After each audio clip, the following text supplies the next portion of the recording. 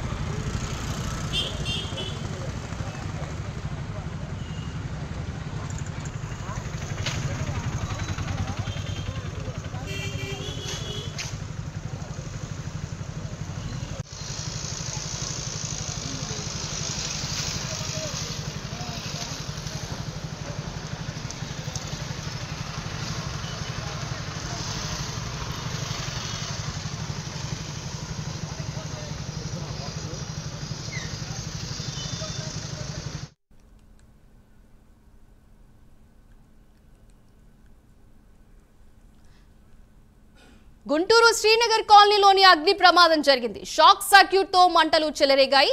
విద్యుత్ స్తంభానికి ఉన్న కేబుల్ వైర్లలోంచి మంటలు ఎగిసిపడ్డాయి. మంటలు చెలరేగడంతో స్థానికులు భయాందోళనకు గురయ్యారు. స్థానికుల ద్వారా సమాచారం అందుకున్న అగ్నిమాపక సిబ్బంది మంటలను అదుపు చేశారు.